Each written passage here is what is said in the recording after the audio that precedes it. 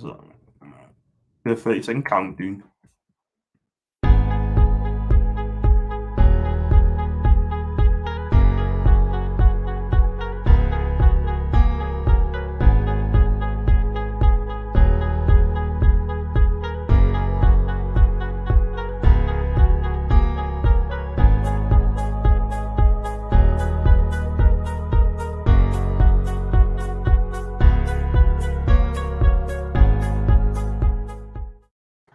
So, welcome back to another show. Good evening to you guys. Tonight, I'm John, and tonight I've got Arsenal fan. He's the top guy, and there's Andy. Good evening to Mr. Raven.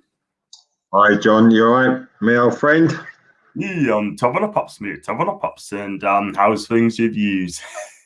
All right, yeah. Excited watching the Euros. Obviously, it's all good. First game with England was a good victory. Yeah, it's all exciting. It's nice to see crowds back in the stadiums as well. Absolutely. Even though it's not full capacity at this moment in time, but one of these days we get back to full capacity and then everyone will be happy. But this lockdown thing, sort of thing, I mean, Boris Johnson's put it back for another month before it gets all clear. But if people just take the time, then it would have been okay. It would have been safe to go. I know. It's very strange though. I always find watching some of these games, like I was watching the Denmark game with full houses. I find it very strange how they're allowed, and we're still struggling to let in 20,000 if we're lucky. I find it very odd, John. It's ridiculous. It's absolutely ridiculous. And in Hungary as well, they had a 61,000 as well. So Denmark and Hungary got the full stadium sort of thing, which is absolutely good on them. But yeah, absolutely. Yeah. No, it's all must be COVID-free over in those countries. Absolutely, and I'm still missing Italy as well, by the way. But I didn't realise you were such an avid Italian follower with all your. Yeah. I know. I love Serie A. Me sort of thing. I love Serie A football, and for me, it's the best league. And you know, I mean, England's always going to be me country, like, you know, but I hope Italy's be second national team. So they're doing really well, absolutely fantastic, and I love them to pieces, like, you know. But I do love town football. I hope it comes like September. I'll probably go to some of the games. You know, I do go to different places for games, but not experiences Peter. And he does all the Italian games, so big up to him, sort of thing. For I don't know. So if you do like the videos, could you please smash the likes up? Please subscribe if you're not already have done so, and leave the comment in the live section as well. Also follow Andy on Twitter as well. We're going to talk about the Euros first, if that's okay, and we're going to start with England. We've got a win against Croatia on Sunday, 1-0. Ryan Stone got the winning goal. Were you impressed with England? I was. I thought they played very compact. I thought it was overall a very good team performance. I think he used the substitutes well. Listen, they've got a big squad, England, so there's quite a few games. Hopefully, fingers crossed, that they're going to have to be playing in. So he's got to utilise the squad. I think we're all a little bit, at first when he didn't have Grealish in the team, and obviously Sterling was playing, but. Hats off to him. He picked a team there that did the job, and I thought they played very well, England, really well. Yes, absolutely right. 4-2-3-1 as well, which I think is absolutely the right formation for me. And rather than 3 at the back, and look, Aaron guys missed as well at the back, and because he didn't play, he has to play 4-2-3-1. Got some comments here, by the way. Got even John, even to Tom, Harrison, even to you, mate. Do subscribe. I believe it's your first time on my channel. I got Lewis as well. Your son? Is it your son? He must be up in his room. No, he's here though. And I've got Guna as well. Even John and Andy. I've got Tom. What's your predictions for tomorrow night? Tom, I've got to ask you. Not Tom. Andy, I've got to ask you that question. What's the prediction for tomorrow? I personally think we win. I think I think we're going to be too strong for Scotland. Even if Tierney's back tomorrow, which I think he's a big player for Scotland. I think England should win. I'm hoping for a 2-0 victory. I think we'll win. I think we'll win 2-0. I think England's just overall they're just going to be too strong. Yeah, I'm going to do it as well, and it's going to be a lot. People say it's going to be a lot closer than it's going to be. I think Scotland will give it a right go, but I think we're going to go out and do probably late in the second half. We get the first goal late in the second half, and then that'll kill the momentum, and then we get another one later on, and that gives us 3 points in qualify as well. So I'm saying 2 as well. And Harrison, what's the equilibrium in the Trafalgar Square? No idea. Is that full of Scottish fans? I don't know what that question is meant to mean. Maybe Harrison needs to explain himself a bit more on that one. I don't really know. I don't know. But yeah, no, we've seen all the Scottish fans arriving. I don't know if you've seen it, John. They're arriving in their droves. So I imagine it'll be quite atmospheric, to say the least, when the Scots come down.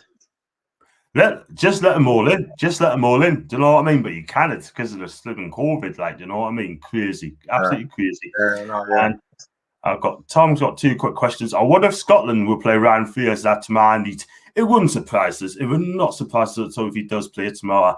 He's putting Scotland first before Newcastle United. And for me, if Satch's not there, get out of the club, Ryan, because at the end of the day, we want people who's going to play for the shirt, not for when you feel like it. Again, that's for another day. But for Scotland, he can do what he wants. And just wish the lad well.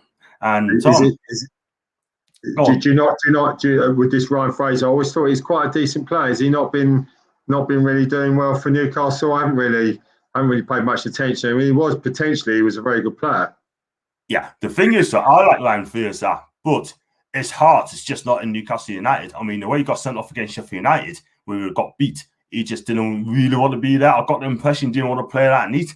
And also, his attitude off the pitch is not exactly brilliant at all whatsoever. He's got the ability.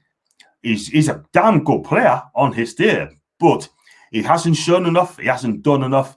And I expect him, if he's still going to be there next season, believe you me, he's got to perform. He's got to play that's Ryan Fears want to be at Newcastle United, but I've been very disappointed in him this season. Not just his attitude, it's just the way he conducts himself, sort of thing. And Steve Bruce has not come out and say what's wrong with Ryan Fears.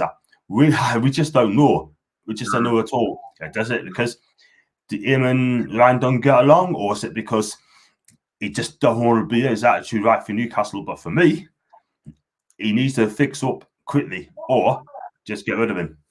Yeah. That's the thing, isn't it? When the player's heart's not there, and who knows why they what happens to a lot of these players. But listen, if you carry on loaning Arsenal players out, we can't carry on loaning Arsenal players to you, then who knows where you end up doing?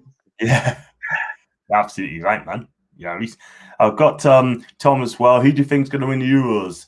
He thinks Italy. I'm going to say, I said Italy really from the start. I mean, I says Italy, but France will win the whole thing. But yeah, I think Italy's going to go all the way for me. What do you think, Andy? Yeah, I mean, Italy, look, I've got to be honest, Italy never normally start a tournament like this. All the years I've been watching European football, World Cups and they're always very slow, sluggish, but they look amazing, Italy. They're very compact. The team is playing for everyone, for each other. There's no individuals. I did say the other day by the first game, I thought they're looking good. I think, listen, France will be there. France. I mean, an amazing team. I still think England can. I think if we can, pull a run together, I still think we can be there. But to win it overall, I would say France. Yeah, France and Belgium. I think my heart says Italy to all the way, but I think France will find a way. They always find a way, and that's how he is, sort of thing. But I totally agree with you. I think France will step up, and yeah, good on them. So I've got Holland's just scored from Depay from the penalty. So it's Holland 1, Austria 0. So yeah, I mean, which has been the best goal so far in the Euros? I can only think of one at the minute. That's got to be the lob, isn't it? Yeah, Patrick Schick. To have the imagination to just to strike so quick and to see the keeper off his line is phenomenal goal. Phenomenal goal, yeah. There's been some very good goals, actually. There's been some good goals. I mean, De Bruyne's goal today was very good as well. Phenomenal goal. Lukaku, and set him up. Just generally, the football's been very good to watch so far. But I would say overall that would be the pick of the draw. Yeah, I'll go on with that 100%. Yeah. I mean, Sheik's goal was class. I thought Yamamenko's goal was brilliant against Holland. The first goal where they got a goal back. De Bruyne's goal, yeah. And I thought Locatelli's goal was class. I like Locatelli. I mean, everyone don't know who Manuel Locatelli is. He plays for Sassuolo in Italy, sort of thing. And he's been linked to a number of clubs, including you as well. I believe Dortmund's after him as well. I believe that the Milan clubs are after him as well. So I think he's destined for you. I think he's destined for Juventus, isn't he? I think. Yeah, I think he's destined for Juve. If anyway, I don't think he'll come to the Prem. I think he'll go to Juve because Juve definitely needs a midfielder. They need to revamp that squad a little bit if they want to win the league. And yeah, I mean, for me, like I said, Sheik scores like standing, set that sort of thing. And yeah, I think you're going to see some cracking games. I think all the teams, Andy, are attacking. They're not defending. They're attacking. Good football, yeah, definitely good football. Not a lot of there's been no boring games at all. Even Macedonia was where they're open. It was all good football. No, there's been some good football, which is nice to watch. It's a breath of fresh air not seeing teams defending and teams going for it. It's just like England don't sit back tomorrow and we go for it. Yeah, we're going to have plenty of ball tomorrow against Scotland. We will do. I mean, Scotland would just probably sit back and just try to hit us on the counter. And I just don't think they're going to get anywhere near us at this moment in time. But you just never know. Surprise does happen. Just remember back in 2000 when they beat us by a goal to nil from Don Hutchinson. And that got the pulled a goal back. But we held down at the end of the day. We weren't that great. But Offa's got to give it a real go that year. Yeah. No, so these are one-off games, and there's always a very good chance Scotland turn up for this sort of game. So absolutely, we'll see. Fingers crossed, really, with it. But yeah, fingers crossed, and we'll see about it. So yeah, we're going to go on to our team, Arsenal, and oh my God, what's going on at Arsenal, man? Well, last season, what can I say? I mean, you lost four straight home games. You've been breaking records for the wrong reason.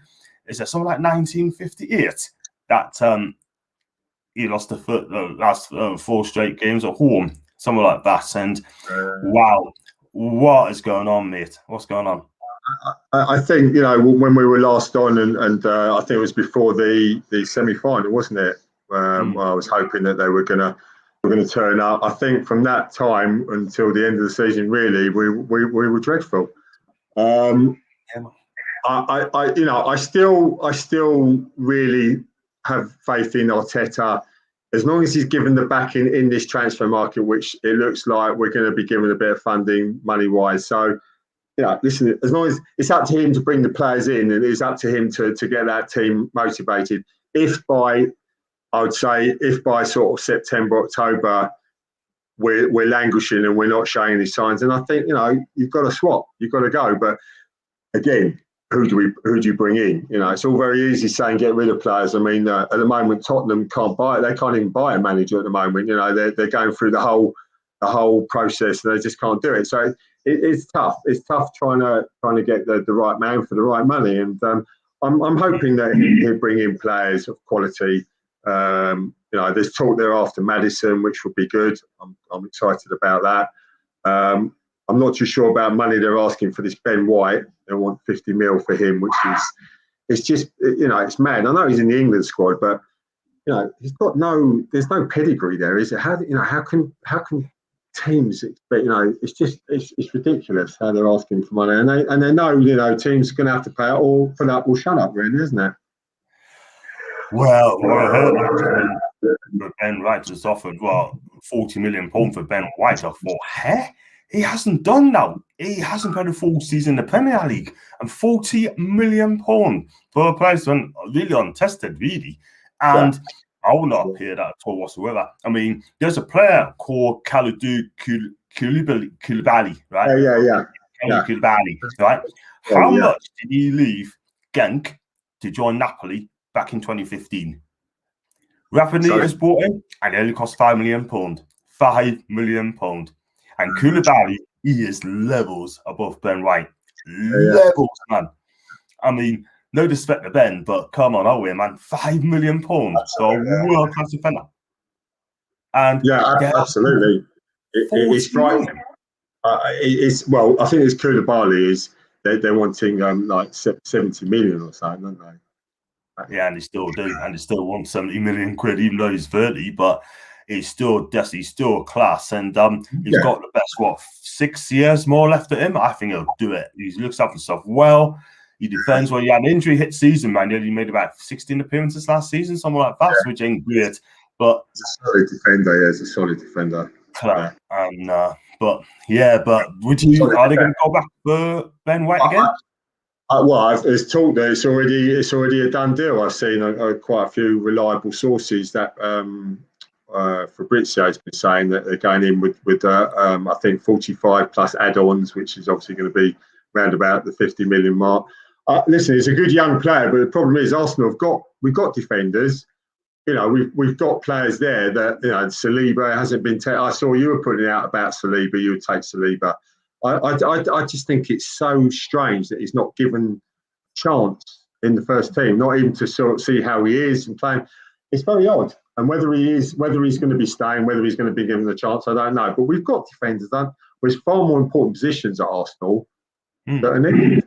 You know, so I don't know. It's very strange why he's going for more defenders. I don't get it. I really don't get it at all whatsoever, mate. I really don't. But what he needs, he definitely needs a creative midfielder as well. He definitely needs a striker if Aubameyang or Lacazette don't fix up as well. But the fullback, so you need a right back. You definitely need a right back because I think Bellerin's done. He's done at the club. Chambers, I think he's done. He's done okay with his last play. I'm not gonna lie. I think he's done okay. He's not world beater, but he's honest and he just does the job for me. And also, the one I'm worried about as well, you saw Martinez to Villa, then you missed out on Buendia from Norwich, and it looks like that Smith-Rowe could be off to Villa. No, I think they're just. You know what's annoying with Arsenal as well? I always find it very frustrating that a lot of clubs, we've had it for years, or I've had it for years, of teams coming in and going for our best players. Arsenal never, ever do it to other teams. We never go in. We never put any bids. So what's to stop Arsenal putting in a bid for Grealish, saying, look, we give you, because Arsenal got money. There is money there. What's to stop Arsenal putting a bid in for Grealish, saying, look, we give you 70 million for him? I think Smith-Rowe's a done deal anyway. I don't think he's going to Villa. I think I think they'd be crazy to get rid of Smith-Rowe. I don't think. I think that was just the cheeky. That was a cheeky bid. Yeah, that was a cheeky bid. You need to keep him because at the end of the day, you can't lose any more players there. Because you're going to be a selling club if you're not careful. I mean, I don't know what's happened to your board. I mean, are they trying to sell money if the price is right? It's like Leno could be could go for £18 million. You've got William. Well, he can go as far as I'm concerned. I'll drive him to the airport. I'll drive William. He's absolutely awful. That was a massive mistake. I think the problem with Arsenal again is with the board and the owner. They're not really that bothered about things. Hopefully they'll be giving money to Arsenal. And hopefully Arteta they'll be giving funds to spend. That's what I'm hoping.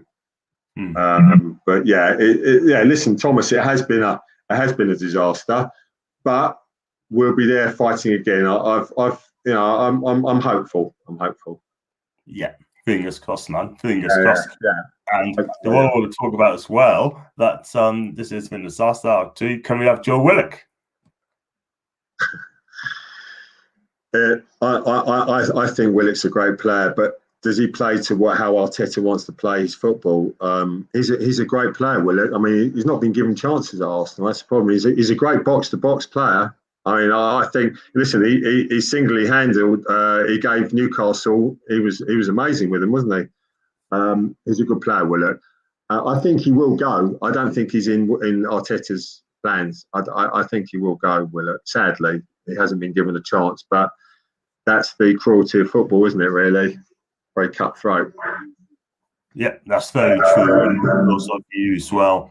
And I hope we do get him, because Steve Bruce apparently he's got £50 million to spend, and we also, Andy, need a takeover, because apparently a takeover. I mean, they're still talking about having an arbitration, right? Which I think will win that as well. And the Premier League is trying to get the competition, trade, and anti-trade, whatever you want to call it. They want to get that thrown out of court. But I can tell you now, they're not going to get that thrown out. There's no way, because they know full well they're delaying tactics again, right? And they're not going to pull out of it. So they need to come up with something special, or they must just give us the keys and just let the club be taken over. That's what we need. And perhaps get someone like Sorry, John, is that the original takeover that was planned? Are you talking about that? Yeah, the Saudis, from the PFPCP, and they want to buy the club. They really want to buy the club. But what happened was, for those who doesn't know, that they put the bid in last year, right? It's been agreed. The Premier League delayed tactics. It takes about 3 months to make a decision. 17 weeks it took. 17 weeks. Now the Premier League's come up. You're not gonna pass you. You're not gonna reject you, but we're not gonna pass you, right? It was complete all silence, right? So Amanda Staveley, the head of the front last who wanted to buy the club, she was in tears because she spoke to Jim White, tell her what the plans would have been. They would have spent £250 million updating the city, another £100 million on the train facility, and also to update the stadium as well, and £250 million worth of transfers as well. That's what she told Jim White. She was in tears, yeah. So she said to our fans, right, just we got to do our bit. The Premier League thought they walked away, right? They haven't walked away. Right? They haven't, because the fans had a lot to say. They offered them arbitration, right, which they took up, yeah. But the Premier League's going to make so many excuses now, in course, and they walked away from the deal. But they never told them now. They never told them. And I can tell you now, if the Cats doesn't get thrown out of court, then the Premier League will have to settle this out of court so we can get this takeover. Because we don't get a takeover, Andy. Our club was simply paralyzed. It will be paralyzed. We will not get back up from this. We could be relegated this season, all because of that. Yeah, it's worrying times, isn't it? Really, I don't really listen. You're obviously a lot more involved in what's going on with, in the whole process of what it is. But it just seems. Listen, at the time when it was all happening, I thought Newcastle were going to be. That was it. If the takeover, they were going to be massive. Newcastle, it was going to be. They were already talking. That I remember seeing a lot of people saying that they're going to buy this person, that person. It's going to be a phenomenal thing, but. I don't know. It's not a pleasant situation, is it? Really, it's like the same situation for us. Really, I don't see Kroenke. I think he'll hold out. I'm hopeful that this Daniel Ek will eventually be able to crumble him and then come in with with money. But who knows? I was going to come on to that one in a minute. But it's crazy, man. But the Premier League are being controlled, and I don't know if you're going to agree with this. The Premier League's being controlled by the Big Six. They're telling the Premier League, "Don't let this happen." Daniel Levy and John W. Henry told the Premier League apparently and say, "Don't let this happen. Don't not let us take over. Let our club be taken over." But it's got nothing now to do with them, and outside interference as well didn't help at all. But it's all going to come out in court. We got the best lawyer on Nick DeMarco. He's going to defend Ashley to get that club sold. And I tell you something, right? If he rips them a good one in court, the Premier League will be running scared. They're taking a chance on this, and they have numerous chances to say, "Look, sell it out of court. Do not take arbitration. Don't take it on. You lose." Yeah. What is it? What's the problem with it? Why wasn't it allowed to go through then? What was the original problems with it then? Well, apparently, right, it's the piracy. They're saying that they wanted to know who is going to be the head, who's going to be the owner of the club. the chairman of the club. Now, apparently, the Saudis has turned and said, we'd have to answer that question. You know what I mean? And also, the piracy played a massive part as well, because the Saudis, do a lot of piracy for free games and that. But it happens all over the country. It happens all over the country, the piracy, yeah? And also, the Qataris are not very happy about it, yeah? And also, the Premier League thinks Newcastle United could be Saudi-stated. It's going to be the state, a Saudi, is going to look after the club. It's not a separate thing. They got no proof of the piracy, right? It is separate. So if it's separate from the piracy and the PIF or the KSA separate those, they got no proof of the piracy. So this is going to, where do I start? This is going to be messy in the courts, in arbitration as well. And I think Newcastle will win that. He wants to sell the club. The Saudis want to buy the club. And guess what? Let them get on with it. The Premier League has got to say, right, you know what? If you want to buy the club, you buy the club. Simple as that. If there are Dockers points for it, do that. Who cares? Do you know what I mean? But as long as you get new owners at the football club, and that's what we need. We need to give hope, right? The fans has waited 14 years for this, right? We do not want another season of Mike Ashley or Steve Bruce. No, I know it's. It sounds like you've definitely, well, you personally, you've definitely. I know, a lot of Newcastle fans that have probably had it up to their ear holes with it now, and they've had enough. So, yeah, I suppose once it's sooner it's sorted out, the better.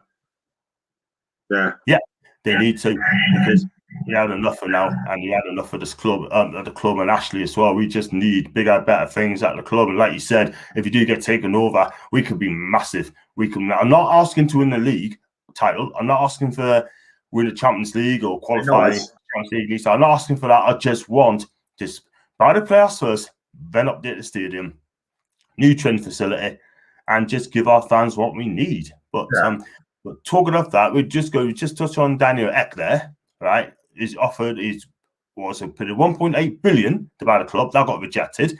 Then he opted to 2 billion. Again, got rejected. Surely, like you said, let's hope that the Kroenkes crumble sort of thing, because I can tell you now, how much did he really want for the club? Because it seems to me they don't want to sell it. Exactly. Your words true, John. It's going to become a cat and mouse game. I think he's there for the long haul. This Daniel Ek. I think he's not there, just to put a fright in us. I think he will hang around. And listen, it depends how things go. I don't know what ideas or whatever. I think they're brushing over it by saying that they're going to give Arsenal a lot of money to spend during the transfer market, hoping to keeping the supporters quiet. To me, that's it's brushing over the holes, isn't it? Really, you'll be given money, but it's silent stand. He's got no interest in the club. It's very frustrating. If they're given money, and let's hope they are, then maybe that'll move us forward a bit. But I don't know. It's all a bit strange, really. Listen. Who knows this Daniel Ek? I mean, supposedly he's a major Arsenal fan, and he's got a lot of his interest is 100% with Arsenal. Bring in, he's going to have. That's what he wants to have. Henry and Bergkamp and who's the other chap involved? Henry Bergkamp. I can't remember who the other one was now. To have them on board just as a for them to give their point of view of it. So we'll see. I think we'll have to watch the space for this. I think he will be back again. Definitely. Daniel can always buy our club for 350 million if this one doesn't go through. Absolutely. Yeah. That's the thing, isn't it? That's the worrying thing. If he doesn't get a joy with coming to Arsenal, they move on, don't they? They see other. I don't know. He's got Arsenal at heart, though. I think that's the thing with him. I think he has. Yeah. He's a gooner anyway. He's a gooner. Yeah, he is. Yeah, no, I think he is. I know. It's what it is, man. But it was just hope. I mean, Tom summed up quite perfectly. Both our clubs are a mess. But who's the bigger mess, though? That's the thing. Absolutely. It's very hard to say, really, Tom. I think we're both in a mess. I think with Arsenal, they've got a lot. As fun as it sounds, they have got a lot of pull when it comes in the transfer market. So they do still tend to get the players of high quality or pretty high quality. So I think they've still got the pull as a club, as you know, they still managed to pull off signings. They managed to get Pepe. Pepe. No one said he was gonna. No one said he was going to come. Thomas Partey, they said he wasn't going to come, but they managed to pull it out. So there's still quite a big pool, Arsenal, for players that are decent. Whereas Newcastle, I don't know. Listen, Steve Bruce is Steve Bruce, isn't he? He's not a renowned manager. People don't say, "Well, look, you know what? I really want to play for Steve Bruce." He's a top notch, and the club in general needs to move forward. Yeah, it needs to move forward, Newcastle. I'd say we're just ahead with not being such a calamity at the moment, I would say. Yeah, I have to agree there as well, man. And you get all these pundits slated off Arteta saying that he's on the pressure this and the pressure that. And yeah, all these same pundits are big up Steve Bruce saying that he's done a wonderful, wonderful job. If he's done a wonderful, wonderful job and they think he's the next big thing, why is he not being linked to Spurs or Everton? Yeah, it does make you think why other clubs aren't coming in for him. I don't. Yeah, he obviously hasn't got that pull, has he, for other clubs? I do find it strange. Yeah. You should. I never wanted him in the first place, and I've always said that, and I stand by that. And you get some people saying that, give him a chance, give him a chance. I never wanted him here at all because I look at the fixture list and talking about the fixture list. Have you seen the fixture list you've got? You've got some tough ones there, my guy. You've got the first 4 games. Wow. We got some toughies, yeah. But you know what, John? It's best to get them out of the way. We're going to have to play these teams, so I think it'd be a good test for Arteta. If he can pull through those and we're up there or thereabouts, I think I prefer a spell like that than having a mediocre. I think we'd be. I think it's nice to have a tough start. I'm quite up for that. I think they're not easy games, no, but you've got to play them overall anyway. And I think what. A lot of these players are going to be at the Euros as well. So when they come back to their clubs, they're going to be resting. Whereas Arsenal, we've only really got. I think we've got. I don't know if Xhaka's still going to be there, but we've got Saka, who's probably. I don't know how many games he's going to get for England. So I think we'll be. Hopefully we'll be fresh for a pre-season that'll be good. That's what I'm hoping anyway. Yes, well, he's done the first 4 games. I mean, that for now, he could be sat after those first 4 games. He thinks he could be sat after 4 games. No, they won't. They won't say him. They're giving Arteta a summer to sort out the team, to bring in his own players, and I think he'll be there to at least towards October, November. And if we're struggling, that's when I think they may bring the boot in. And Exactly. I don't think they could do anything. Let's hope that Arteta to change your fortunes then. And we've got, look at our fixtures as well. We've got the first 4 games. First 3 games seems to be winnable. One of them is going to be tough. We've got West Ham at home, Aston Villa away. We don't see you do well against Villa anyway. And we've got Southampton at home. Then we've got Manchester United away. We don't win that. Then we've got Leeds at home. I think it's Leeds at home. And I've Watford away. And the last 4 games, we've got away to Liverpool, home to Man City. Is it? Last 4 games? No. Tell line. Home to Liverpool, away to Man City, home to you guys. And really? Towards the end of the season? Okay. That's the last 4 games of the season. But we need to get 40 points by Christmas. Or 40 points by February. If we don't, we are going to be in huge trouble with those games coming up. And without Joe Willock as well, if he doesn't sign for us, we are going to be in huge trouble as well because we need to sort that team out as well. We need to get that defence sorted out in Newcastle. We conceded, 62 goals last season? 62 goals conceded last season. And we've got no creativity in the midfield. John Joshua is poor. He's yesterday's man. He is not the same player, I'm telling you. Jeff Hendrick ain't good enough. Sean Longstaff, with better players, will be fine. Miguel Almiron needs to step up as well. He has to step up because at the end of the day, and We just got they need to fix it. I don't think Newcastle needs 4 players in the summer. I want the 4 players coming in before new season. Because we can't have 4 players buying players at the last minute. We just can't do that. We just cannot. Because the transfer window shuts the end of August. We need to have a good transfer window and we need to have a good pre-season. But we've got to play lesser teams. Yeah, you need to have a good pre-season. Every team needs to have a good pre-season settling in period with every team. You know, you need that, and that's why we need to get whoever we're bringing in. We need to get them done early, because the later they leave at Arsenal, it's always the same. They're not enough time to breed them in with the rest of the squad. And I think, you know, they need to get their transfers done early. Who would you? I mean, obviously, I don't know if you're going to get loan players, but who would you fancy bringing in?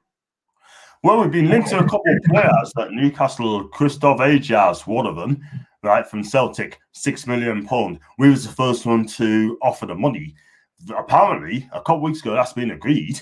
He wants to come to Newcastle, but Bayer Leverkusen also wants him as well. Now, I'm hearing Leipzig wants him as well. And that this just goes to show Newcastle United do not do the transfer business early and quick. That is the problem. And that's why we're missing out on players like that. We've got a CEO called Lee Charnley, right? He's absolutely an absolute melon. He's a clown, you know? He just doesn't do it. I mean, I hope all the people watching this program agree and stick a comment in the live comments and tell us what you think of Lee Charnley. But the guy just don't want to go quick enough. You know what I mean? Stevie's got £50 million budget, right? And he can't afford to spend £6 million on a Norwegian international. Oh, well, £6 million. He's a decent player. Joe Willock, £25 million. Yeah, we're after this guy from Brest, the fullback. And it looks like Southampton's going to beat him to us as well. We're trying to get that lad from Valencia, centre-back. Again, didn't offer enough money. We always undervalue the player. So if we do not, we always go with a low ball offer all the time. And he's probably trying to say, we try to get him, but he's got turned down. Yeah? Here's a story for you, right? There's a player called Sam Hippier, right, who used to play for Liverpool, right? Yeah. He's been released by Liverpool that year. Kevin Keegan, right, said to the board, Ashley, he's worth $2 million. They don't know how much he's on in wages. They know exactly what he's on a week. They know exactly how much he's going to be worth, sort of thing. Liverpool wanted £2 million for him, right? And, you know, they said he heard that they only offer half of the valuation and he turned it down. So Kevin can say, look, we're putting an offer. It got turned down.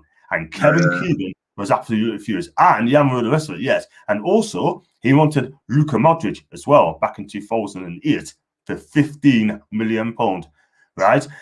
That's no word of a lie. He had an open show and he toured the Newcastle fans. I think it's in South Shields, by the way. And he brought to the fans, right, in one of those talking, right? He said that one of the members of Public Ashley's said that Luka Modric is decent, but he's not suited for the Premier League.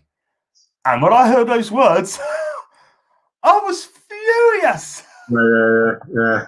You're not the only club, John, that suffers that. We've been there and bought a T-shirt, Arsenal, through the years. The amount of players that Wenger's admitted that we missed out on, it's criminal. It really is. I mean, Ronaldo was pretty much signed sealed, and it fell apart at the last minute.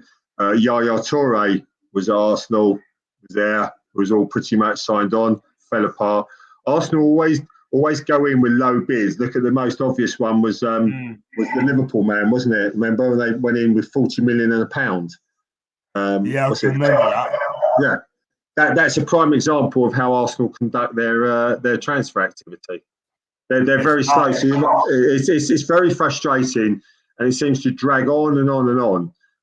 They never learn. They never seem to learn. By every summer they do the same thing, and it is just very, very frustrating.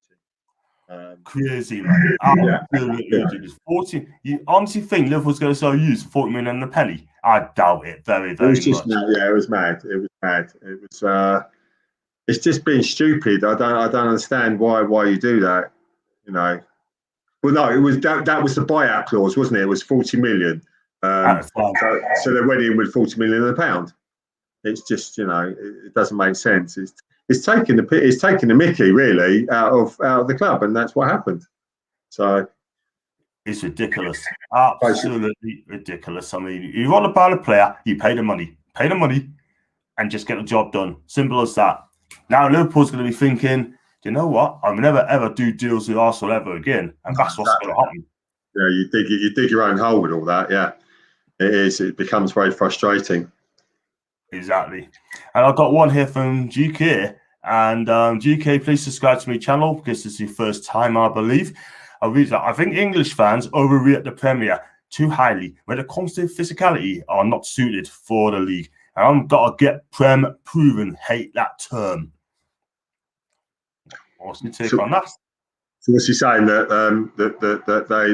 a lot of the players that come from other countries takes time to adjust to the English game?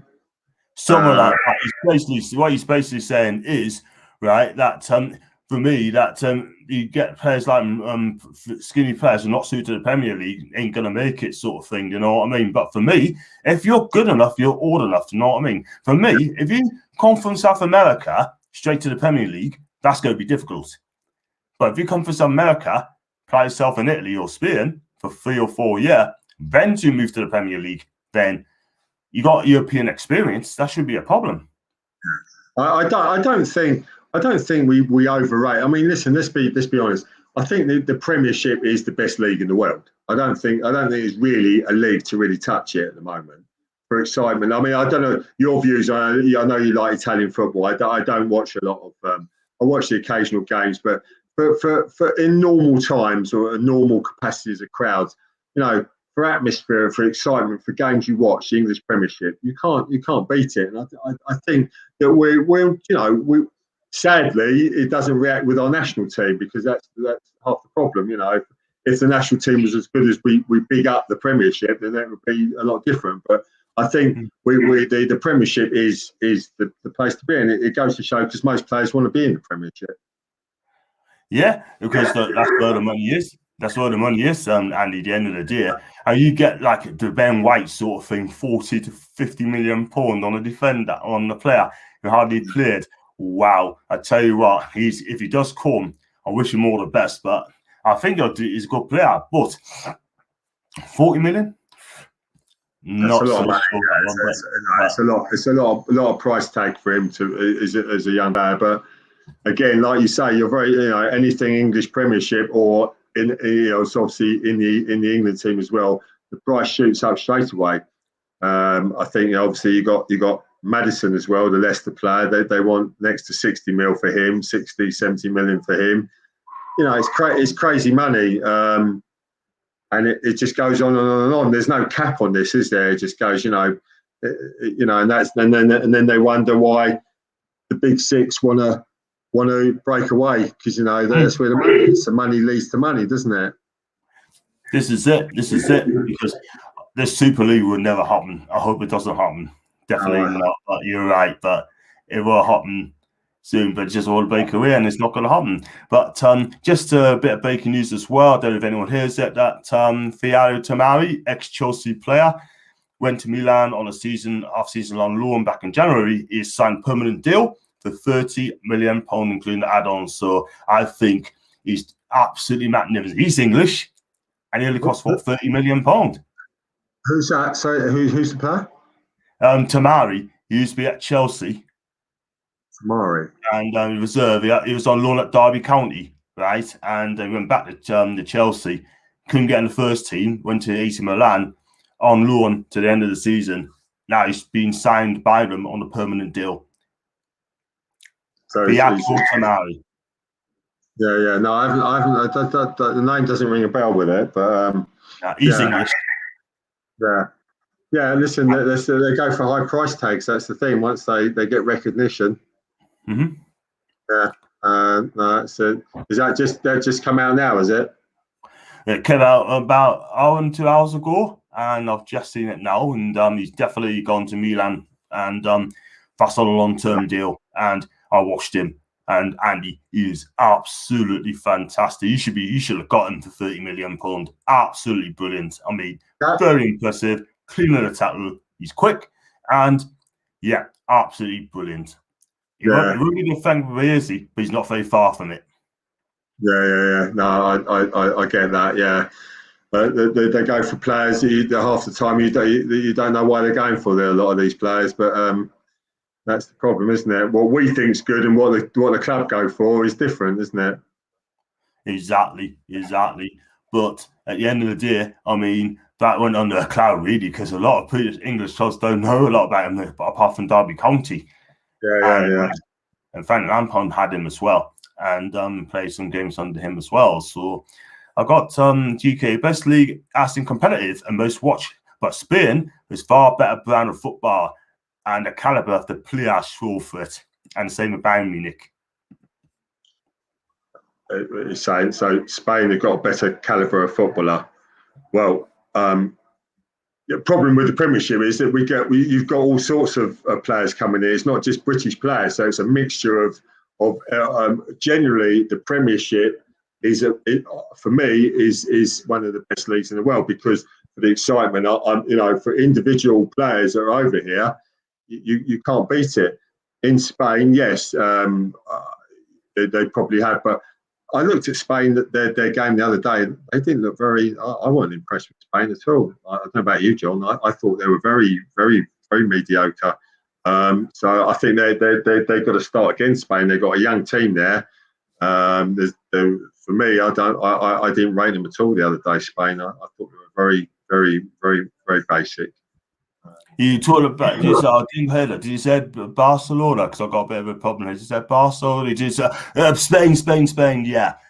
0-0, what it? Yeah. I just thought they were very, very, very young. They didn't excite me. They didn't excite me like Italy did. I thought Italy were phenomenal. I thought Spain were very, very basic. And I think, it shows. And we'll see, in this competition. Over the years, Spain have been fantastic, because they've had Barcelona, Real Madrid players, and they've been on the top of their game. They've all been top players. So we'll see. Absolutely. I mean, that's certain stands. I mean, Italy France final for me, sort of thing. England won't beat Italy. They'll not beat Italy. Probably not. No, I think I'm being quite hopeful if I say they can give them a good game. But we've got a very good squad, England, and it's just how he utilises that squad. I think the defence is probably a little bit suspect, but I think generally, as an attacking football team, we're good. We're good, England. We just got to have a bit of faith in ourselves. I think that's sometimes I think the players haven't got a lot of faith in themselves. When it comes to international football. And that's the upsetting thing, because every year or every World Cup or every European Championship, we always have hopes for it, and you always think they've got bases of a very good squad, and they never seem, they just can't cut it. That's the sad thing about it. But maybe this time, but we'll see. We'll see. And totally agree there. I've got Tom GK. He's saying not the Spanish national team, he meant the league. That's Barca Madrid. The caliber of players they sign are the elite 1%. So he's So the players that they in the Spanish national team are you talking about, GK? No, he's basically talking about the league, not the Spanish national team, the league. I mean, Atletico Madrid just won the league, and they deserve to win the league. And you got Barca's very disappointing. Real Madrid lost some silly games apparently, but Barca, they're going to keep Ronald Koeman apparently. But if that is the case, they better fix up. They're in debt. They're in £1 billion in debt, Barca. Yeah. I think the Spanish league's in a lot of trouble.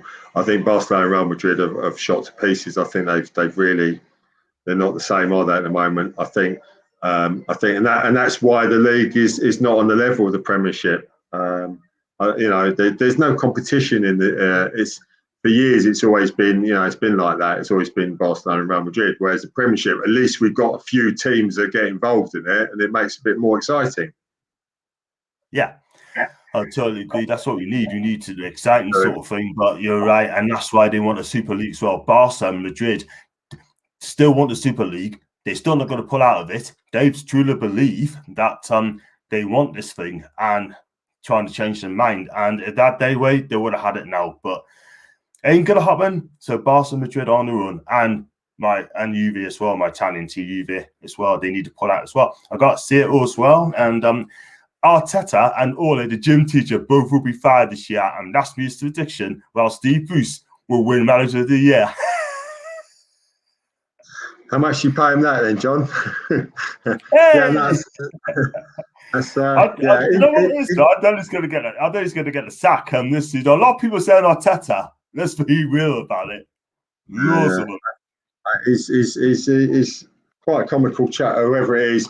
Well, listen, although Solskjaer didn't win anything, he got them to a final, and he's got them. They did well, not too bad in the league. They finished second, so it's not too bad.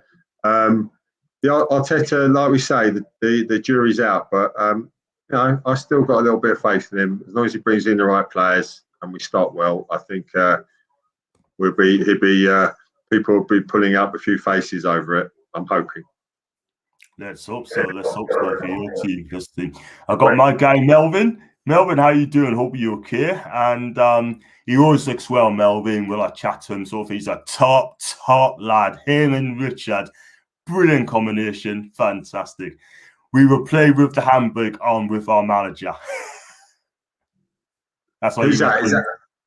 Is that Newcastle or Arsenal? No, he's an Arsenal fan. Oh, he's Arsenal. Is Melvin on? Is he on with the hybrid squad? No, not with the hybrid squad. No, I don't. Well, listen. Yes, we did play. If we're going back to the season, Melvin, season just gone, he did. They did play with the handbrake on. There was sometimes in the games where when you thought they could just go out and attack, they stood back and they didn't do it for me. Hopefully there'll be a different thing. See, the problem with Arteta is that he's a defensive sort of chap anyway, so he plays from the defence outwards. So yeah, I don't think we played with a handbrake on. I think there were moments last season where we played some good football, but there were some moments where we actually were pretty poor. So listen, again, it depends on who he's going to be bringing in. If he brings in this Ben White, he's a good player. He's a good attacking centre half who likes to get forward. He pings forward the balls, a bit like David Luiz. I think that we need someone, obviously, in the middle with Partey, who's going to be exciting, and who knows who that's going to be. Whether it be that Basuma from Brighton, which I like him as a good player. So yeah, there's interesting times. I think the transfer market will move, and I think we've got to get rid of a lot of dead wood. But once that, hopefully, I'm not saying he's going to do it all during this transfer window, but there will be new faces in, and hopefully exciting ones. Let's hope so. Let's hope so. And I think Arsenal fans deserve much better than Joss, who we have witnessed last season. I got James as well. Evening, John. Or even though John, will you be doing any streams on Yugoslavia grassroots football at some point, mate? Well, for a start, I don't know anything about Yugoslavian football. That's number one. Yugoslavia. Hey? Don't exist Yugoslavia anymore. Nah, it's such country. It's Slavia, isn't it now? Yeah, Serbian league. Serbia, yeah. Serbian. The only two teams I know is Partizan and Red Star Belgrade. And news, Mitrovic used to play for Partizan Belgrade, and I've never done them, and I just don't think I'm going to do them. That's a toughie for you. Tough one to do, unless Newcastle play against them. No, he's put out. He thinks Arteta will be the first manager to be sacked. However you feel, James, that's your name, James. That's you're entitled to your opinion. I personally don't think he will be the first manager sacked. I think he's there for the long haul up until Christmas at least. But yeah, we'll see. I'll say, Steve Bruce, to be quite honest with you. Zeta, all Manchester City players are playing well in the Euros. That's a massive problem for next season. They're going to roll over all of us. They will. I think they'd probably be close. Whether they're going to win the league next season, I wouldn't put it past them. You got Chelsea as well, by the way. You got Man United if they get the right players coming in. But it's going to be tough. Melvin said, Mr. Arsenal over again as well. Yeah, that's the Melvin. Top guy. And also had a bid of 40 million rejected for Ben White. We both know that. Can you see Arsenal up in the offer firm? And you're saying, you just said it's a done deal, didn't you? You believe to be a done deal. I think, from what we're hearing as well, that I reckon it will be a done deal. Yeah, I think they're getting it'll be just under 50 mil, which includes all the add-ons that they give you. So yeah, but we'll see. Yeah. Fair enough. And I got fans just think this team is better than it is. And the same person said, this team needs a 4-year rebuild with 90% of these players suit. And also, we want players out in Newcastle as well. I mean, what do you think of that? Well, for Arsenal, 4-year build? Yeah. I don't know whether it's going to be 4 years. I think that's looking a little bit over the top. I think he need the next couple. He need the next couple of seasons, I reckon, if everything goes right. If not, then obviously he'll be on his bike and they're rolling another one. But I think. Listen, they've got to get rid of the deadwood first, and it's a big job. He was left with a tough thing to do, Arteta. But I've got faith in him. I think potentially. I'd hate to say if we got rid of him, I think he will be in the long run a good manager. Yeah, I mean he wants to prove you guys wrong, and we have to see what happens on that one. There, got settle again. What's this insane? I thought also had Ben White guaranteed these new agencies always changing their stories. Then I got Juki as well. I wanted to like an Arteta, but also fans frustrations. He's shown his inexperience and certain decisions is made throughout the season. Yeah, absolutely. I agree totally. Yeah, without a doubt. His substitutions, his team selection over the season was suspect at times. I couldn't agree with you more. And I think, obviously he's got to sort that out, and whether it was a squad he had to play with and he was sort of muddling around with it. He didn't know which way to turn, though, especially with the defence. He was swapping and changing with defence. He didn't bring in players who should have played, like Martinelli should have been playing. I think he should have been in there. He should have been given him a chance. As Balogun's should be given a chance. Once you're out of these competitions like the Europa Cup, he should have said, right, let's try. There's Jesus as well, who's meant to be a very good player as well. All these HLM boys are very, very good. So I'm quite optimistic that, and Arteta does give them a chance. I think hopefully, fingers crossed, it will start happening this coming season. Yeah, I totally agree. Let's hope that he gets the chance. I see the hell come good, but this midfield's a long way off to play a brand of technical football. I mean, if Partey stays fit, that'd be no problem. He's a great player, Partey. I don't think he was, injuries aside, I think he didn't really show himself, but I think gradually he'd be given a season, a summer to knuckle down and train with the team. I think I'm looking for Partey to have a good season next year. And clearly Xhaka's probably going to go to Roma, but that's the talk. I don't know whether they're going to pay the money. If Xhaka goes and they get someone decent to play next to Partey and a decent number 10, to play alongside maybe with Smith Rowe, I think we'd be an exciting team to watch. And I think that, our football will go up a grade, you'll see. I'm hoping that, they get a better graded midfielder to play with Partey. Yeah. There's a player you should get as well, number 10. I'll come to him in a minute. We just comments out quickly. James, thoughts on Rafa Benitez going to Everton? But it's mixed reports saying he may not be gone. Oh, yeah. I know. That's. Do you know what? I can't see what people are saying. Oh no, was he going to go there? He's going to go here. No, at the end of the day, Rafa Benitez is a great manager, and sadly for Newcastle, I think he's. I don't know what happened and why he didn't stay and blah blah blah. But I think he's a good manager, Rafa Benitez. Given the right tools and given the right team, I think he's a very good manager. I'd take him at Arsenal. I would. I'd have him at Arsenal. I think he's very good. He's proven quality. I can't see what the problem is with him going to Everton. He gives so much. He's massive in the community up there in Merseyside. He gives a lot of charity work to everyone. Sometimes you just got to think, well, you know what, it is what it is. You moved on. You move on in life. You have to. Yeah. But if I was a journalist, I would ask Rafa. The first question I ask Rafa is, have you got any regrets of saying when you was at Liverpool that you said that Everton were only a small club? Have you forgotten about that? Yeah, I mean, things come to bite you in the backside in years to come. That's the problem.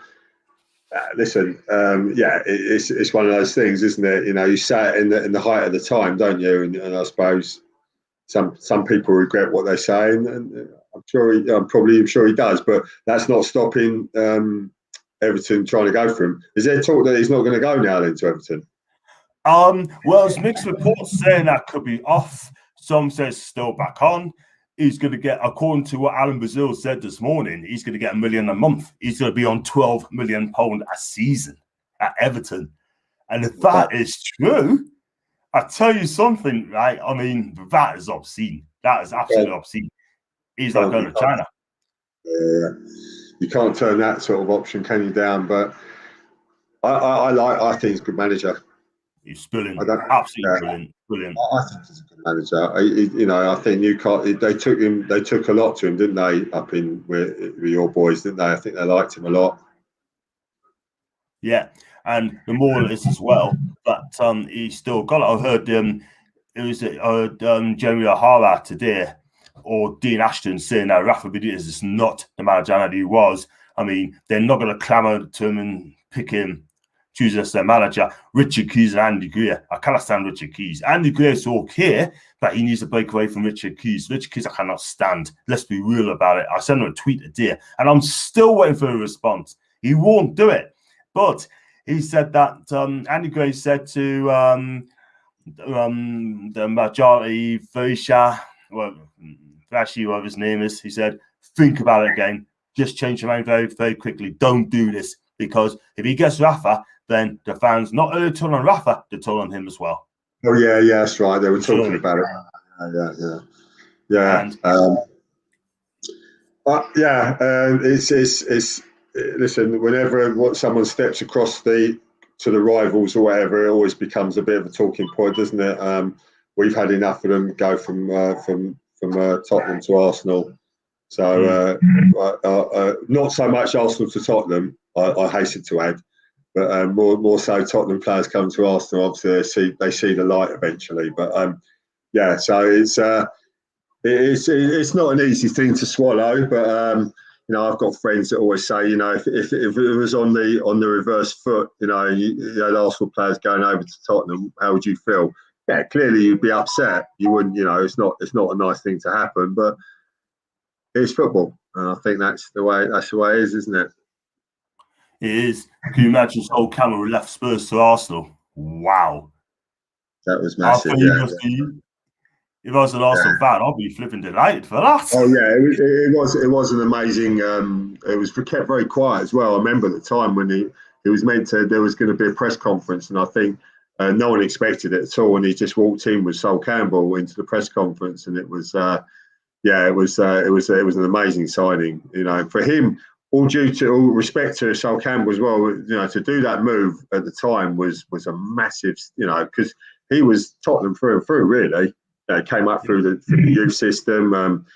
His words were always that he wouldn't leave the club, and it was a big step for him. Big step. I think he still gets ridiculed from it now, though. He still gets quite a lot of abuse from it now. Yeah. He does. When he goes back to Arsenal lane, he got absolutely roasted, didn't he? Wow. Yeah, it wasn't pleasant. No, unfortunately. If he left Spurs for, say, Man United for 4 seasons, then to Arsenal, it wouldn't be too bad. No. But to go from Spurs to Arsenal directly, he went on the free. Oh. Yeah. It was thinking about it. It was a massive signing for Arsenal. It was a real eye opener at the time. Wasn't it just? Wasn't it just? Can you imagine? Sunderland had Kevin Phillips, and I can remember once upon a time he wanted to leave Sunderland, come and join Newcastle to play alongside Shearer. Yeah, and Sunderland did not allow that to happen at the time. It did not. They couldn't do it. No. It's very strange how it actually went through all that, really. I must admit, thinking about it, how it all happened. But it's a bit like Alan Shearer crossing over to Sunderland, isn't it, really? That would not go down well. No, he wouldn't. Whatsoever. No way. But we had players like Michael Bridges, came to Newcastle, Sunderland through and through. Yeah, Jack Colback left Sunderland for Newcastle. He got absolutely roasted, didn't he, man? Wow. He couldn't come back. He couldn't come back. But I got a couple of messages here. So, can you ask your guest, Andy, if he would take the French legend of a club, Henry, as coach if he was available? I love Henry as a footballer. He was my one of my all-time favourite footballers at Arsenal through the years. I don't know. Nothing's proven with Henry at the moment with what he's doing. I know he's with the Belgian national team, and listen, if he's working wonders with that and it's being proven, then that's all well and good. Would I take him as coach? I don't know.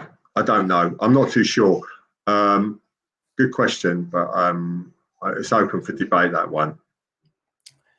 Thing is, though, he's coached at Monaco. I mean, he could have got sacked a lot earlier than that, but he got sacked for Monaco. Then he turned down Bordeaux. Then he managed Red Bull. And, it hasn't really been. And is it Montreal's as well? Yeah, I think so. Yeah, he just hasn't cut it, has he? Didn't really cut it. He's too nice as a manager. That's the thing. But at the end of the day, he'd be a good coach.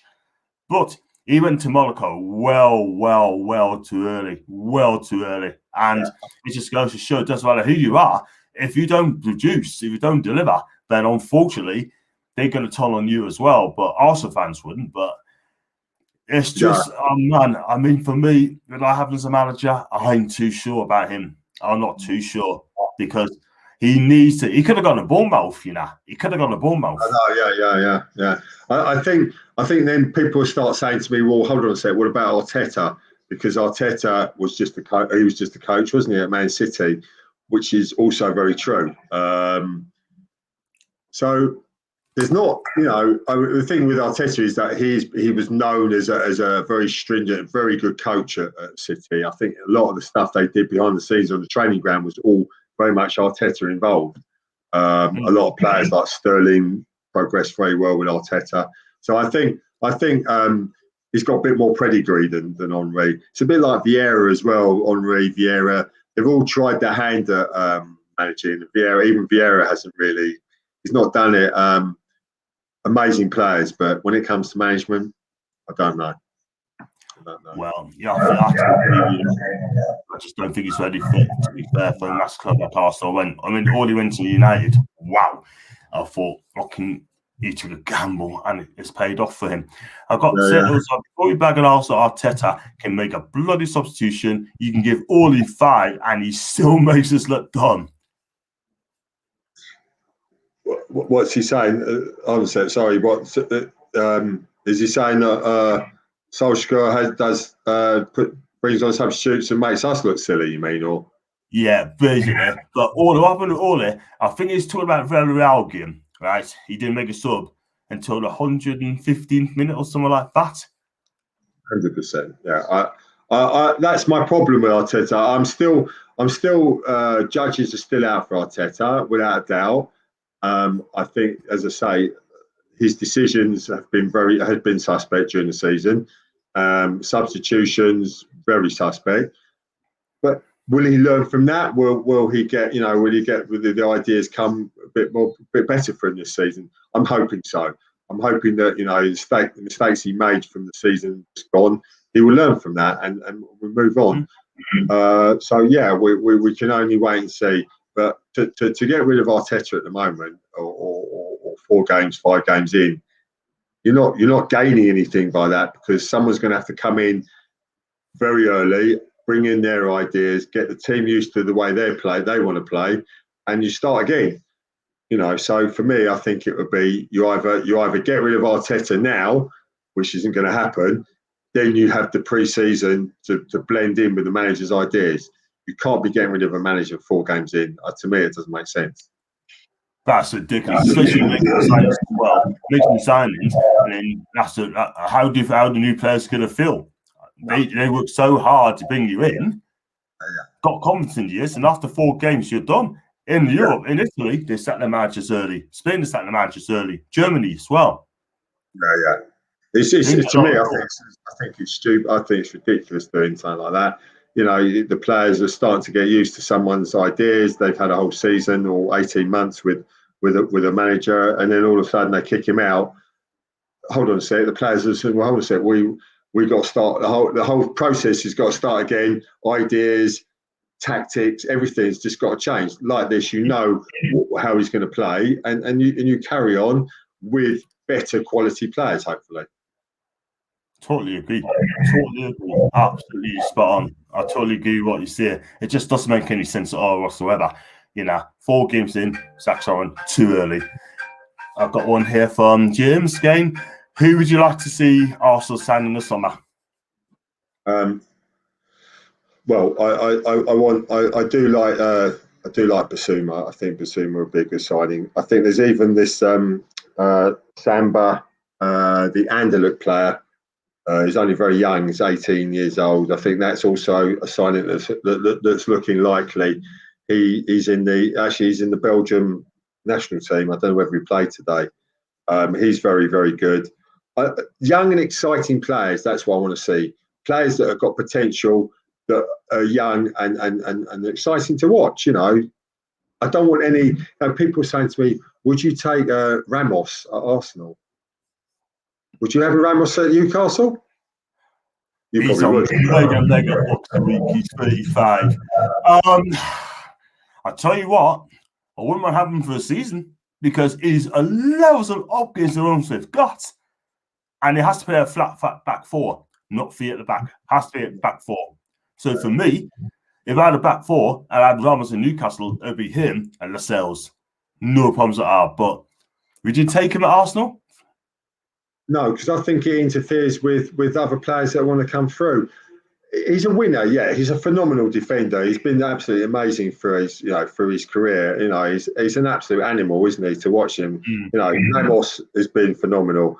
I just think we've done it. We've burnt the bridges with all this with William and Louise, and it's no. I think you just got to move on. And then, as you say, they want mega money. These boys as well.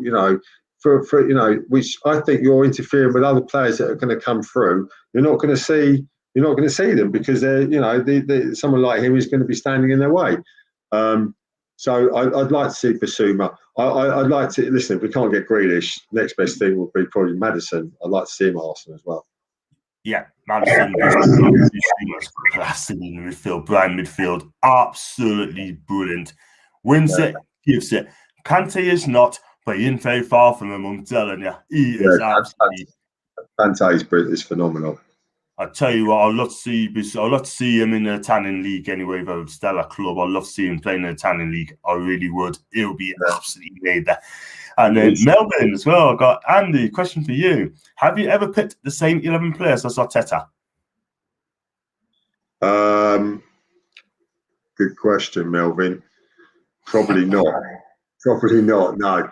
There's always some dispute come a match day when you see the Arsenal lineup. When you always wait in anticipation, and there's always some moan that why has he played him? Why has he got him in the team? Why haven't you picked him? No, actually, good question, Melvin. Probably not. No. No. Especially if you don't win games. Yeah, absolutely, yeah. No, I mean, but Steve Bruce, he's still the same 11. If we go 3-0, doing. He doesn't change things up. He doesn't know tactical change, tactical nous, or tactical switch. It's always the same. So it's just damage reputation on the Bruce. And I tell you a story about him in a minute. And I've got TK again. He must be an Arsenal fan. Say again? Has he got the squad though? That's a problem. Maybe because he's picking. So unfortunately, he hasn't got the players to play around with. So he's a lot of the time he probably hasn't got a lot of choice. Steve Bruce, that's the problem. Yeah, sad though. It is sad. You know what I Yeah. mean? But he's the head coach. He's got no say who comes into the club whatsoever, and that is the problem. But I mean, we definitely need to take over. But I see what you mean. You're right. I got Henry couldn't do it at Monaco, and don't need fans turning on him. I totally agree with that 100%, especially Arsenal fans. And good night to you as well. I said, oh, thanks for coming on my chat as well. No, it's just you're right. I mean, back to Henry sort of thing. Arsenal fans will never turn on him if he doesn't do well at Arsenal. But for me, if I was a chairman or owner, with the greatest respect, I don't think I could employ Thierry Henry because he has got enough experience at the club. No, it's too early. It's not. There's no pedigree there. There's no. He hasn't shown anything for me. So no, I think it's if he can coach it and he shows maybe with Belgium. I don't know, but it just depends. I'd like to see him coach at maybe at another club to see how he gets on. But no, for me, it's too early. Yeah, totally agree. Just a couple more questions as well. Who's been your Arsenal's player of the season?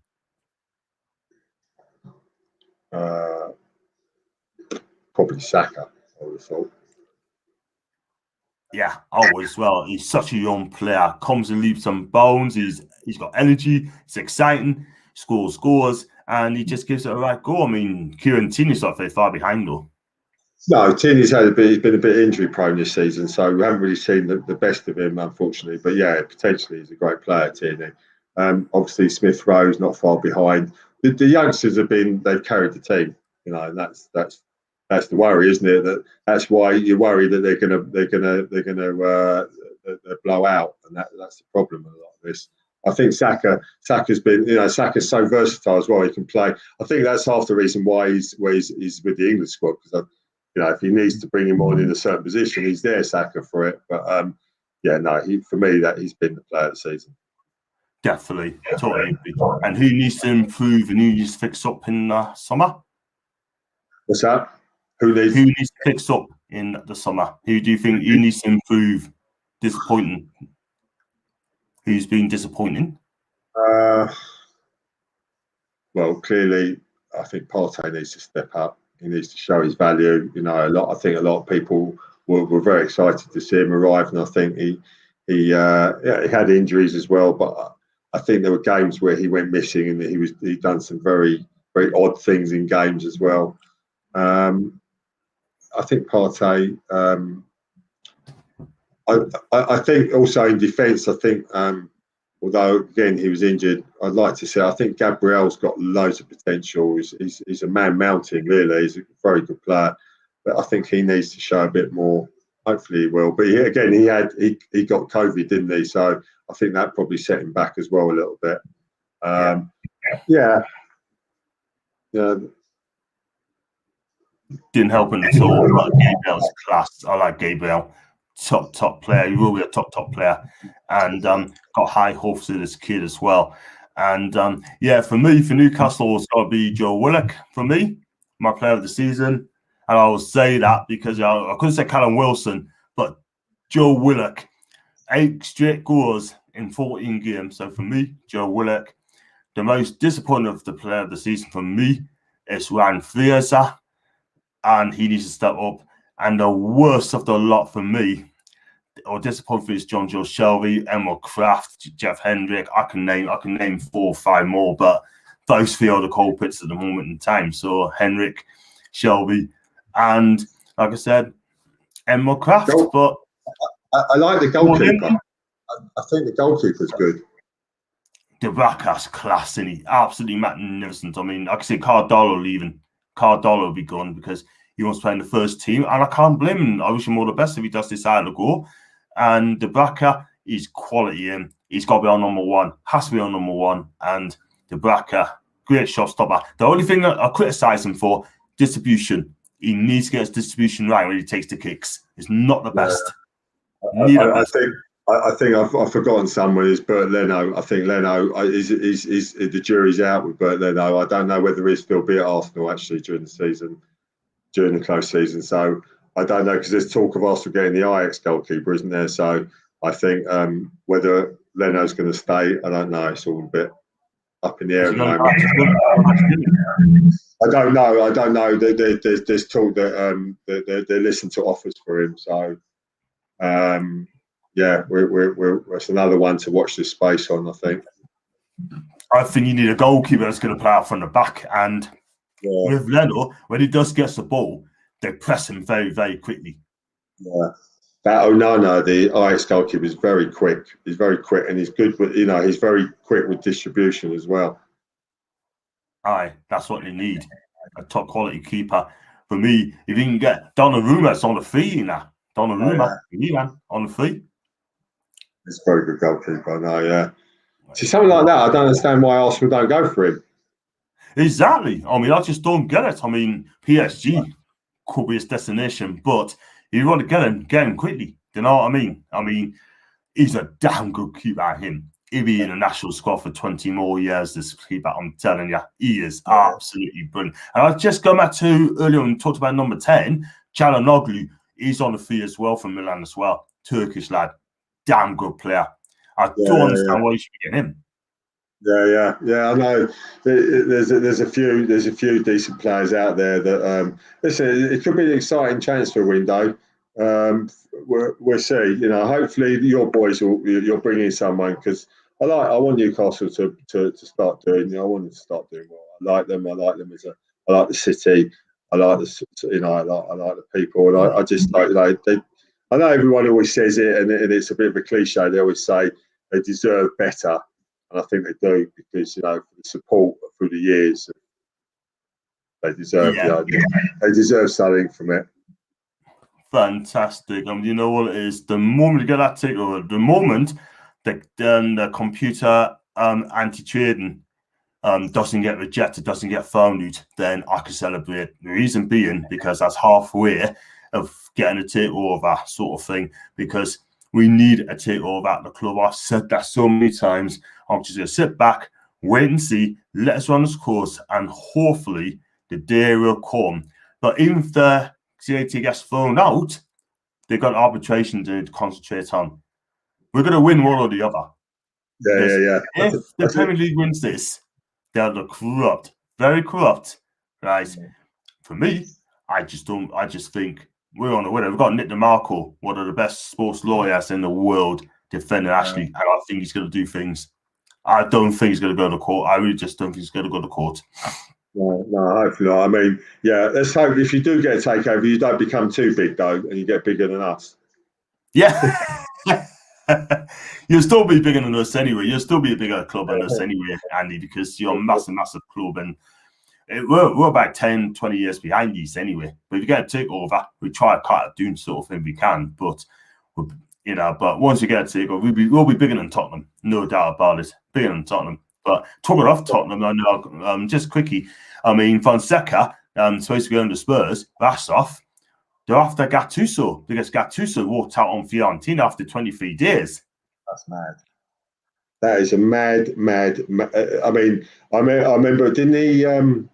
When they played Tottenham in the European match, he got Joe Jordan by the throat, didn't he? Do you remember that? Yeah, I can remember that. I remember on the touchline, the bloke's an absolute fruitcake. I mean, if Tottenham get them, good. If they get it, let's hope it. I can't see that being a prosperous relationship, not with Daniel Levy anyway. No, I very much doubt it. I mean, that's a very strange one. I think, to be honest with you, I think they're struggling, Tottenham. I think they're struggling to find a manager that wants to work with Levy and have the funds, because I don't think I don't know how much money Tottenham have got with that new stadium and the way they're working. I think they could struggle. I think they will, and they could use Harry Kane as well, and Son as well. If Kane goes, Son will go. And they must be thinking, hang on a minute, look, it's like Conte. I mean, if I would have come to Spurs, I would have been my own people in. I wanted to keep Harry Kane, and he needs money to turn that team around, because he's asked himself the question, can this team catch the top four? And the answer to that question is no. That's why he didn't take the job, because he wanted to bring 7 people with him. of his coaching staff. Yeah. Yeah. And I think he would have been Lukaku as well. And Levy ain't going to spend the money because he's just spending the money on new stadium. Yeah. I don't. He's very tight with it. He's very tight checkbook, Levy, and I think he's obviously waiting to see what happens with Kane. I think I would have thought Kane's pretty much gone. I can't see him staying at all. I can't see it. I think so. I think, listen, any manager that's coming in, you've got a big rebuilding job going, because whatever money they get for Kane, you're going to have to spend that wisely. You're going to have to. So then you've got to think who's going to come to them. So I don't know. Let's hope it's desperate times for them, mate. Yeah. That's to my Spurs friends. That's what you want, desperate times, eh? Yeah, desperate times for Spurs fans. Sorry for any Spurs fans. What I don't understand is, right, Tottenham Hotspur are a huge club, right? They sacked Chelsea in April, right? And we're now coming towards July. We're nearly July. And they still haven't got a manager. It's Levy. It's Levy. Yeah. It's got to be something to do with the way he is, I think. I've got Spurs friends, and a lot of them are season ticket holders, and they say that he's a difficult customer to work with. He's very tight budget, and negotiations he's very stringent on. And they've got a fantastic stadium. There's no getting away from it, but they've got to somehow they've got to get someone in there to work that team. Otherwise, they're in trouble. Exactly. He's coming up as well. Yeah, absolutely. That is shocking for that football club. If they should have known who's going to take Jose's place. They should have had someone lined up to take him. They tried for I think they did, didn't they? I think they probably tried for Nagelsmann, didn't they? And they tried for Ten Hag as well. Couldn't get him over the line. Conte couldn't get him over the line. Fonseca couldn't get him over the line. And now they're trying to get Gattuso as well. And I tell you what, I'll say, if it's going to be Gattuso, I'll say good luck, Gennaro, but I just can't see you lasting long there. I'm telling you. I don't even know what pedigree he's got, Gattuso. Well, he used to manage Milan, right? And he got them fifth, just missed out on the Champions League, and then he got sacked from there. Then he went over to Napoli, took over Napoli, 18 months, and he couldn't get them in the Champions League as well. They had to beat Verona, Hellas Verona, to qualify for the Champions League. And he did. He drew 1-1 each. He's not a finisher, is he? He can't finish things off. He's not a very strange idea to go for him. I mean, even if they went for someone like Benitez, Tottenham or whatever, it's very strange why they're not even going for someone like that. I don't know. Makes you think. Very strange. Very strange. Very, very strange. Rafa Benitez is still a world-class manager. He's vastly experienced, and his CV is outstanding. Yeah, Premiership proven. I think they've got a sporting director that's just come in at Tottenham, haven't they, as well? So maybe, I don't know if he's got anything to do with what's going on, maybe in the background with all that. I don't know, but it's, I'll tell you what, he was at Juventus as well for 11 years in the same position, apparently. 11 years. And do you know what it is? Right? I mean, it'll be very interesting to see how he does there, But I tell you something, can he get on with Levy? He's the one who's director of football. He's got to go to Levy and ask him, can you get this player, can you get that player, sort of thing. And if Levy ain't going to spend the money, he'll be out this year as well. He'll work as well. I'm going to be honest now. I think Spurs are in huge trouble before the season starting. Yeah. No, there's dark clouds could be circulating over them. It's we shall see. We shall see. It'd be. We should see. Let's hope so, John. Yeah, let's hope so. They can always have Steve Bruce. He's available, man. I was just going to say, you can always take Steve Bruce, as a second. Exactly. He's a wonderful manager, according to the pundits. Talks with pundits, all these former footballers. Steve It'd be Bruce ideal. It'd be ideal for them. Yeah, it'd be ideal. Or brilliant, absolutely brilliant. Room good for North London, though. Really, with two poor managers there. Or even Sam Allardyce. Let him have Sam Allardyce. He's available as well. They can have him. They can have him as well. Do you know what I mean? But it is what it is for Spurs. But they're not going to get a top dollar manager. They want Champions League, and Spurs aren't even Champions League. They're in this if you know what I mean. But hey, there you go. Listen, Andy, before I let you go, right? I was going to say, so for Arsenal sort of thing, do you think they're going to finish as top 4 next season? Yeah, you're going to ask that question. Do I think? If I stuck my neck out, I'd probably say no. I think I think we will be better. I think we'll be better this year. Top 4, that's a big shout. It's a big shout. I think we will just finish just below it.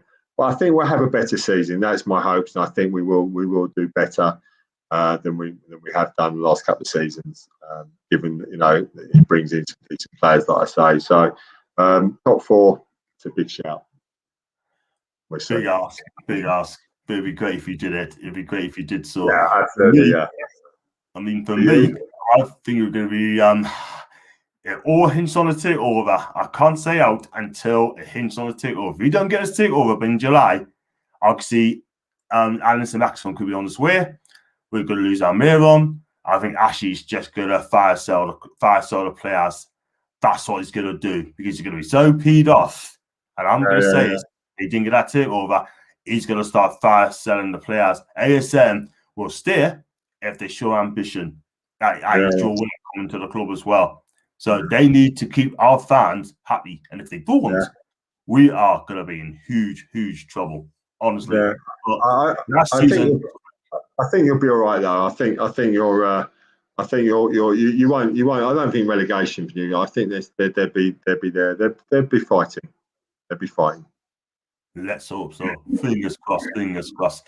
Listen, well, thanks for coming on, Andy. Anyway, it's been fantastic chatting to you again. We're on for an hour and a half, and I think it's worth it. And Andy, did you enjoy coming on the show? Yeah, it's always good talking to my Geordie friend. It's always good. Fantastic. Absolutely brilliant. Good, yeah. I hope the people that have been watching have enjoyed it as well. It's been good. Cheers, John. And let's hope England tomorrow. Fingers crossed. Definitely. And before you go again, can you tell us where to find you as well? So I'm on Twitter, Andy Raven 8. So yeah, if you wanna, I put out every so often. I haven't got my own YouTube channel. I just do. I'm just on Twittering. So yeah, if you wanna, I'm on there. So anyone who follows, thanks very much. We appreciate it. Fantastic. And Andy, thank you very much for coming on the show, and I'm much appreciated. We must do it again, and let's hope we get the 3 points against Scotland tomorrow. Come on, England.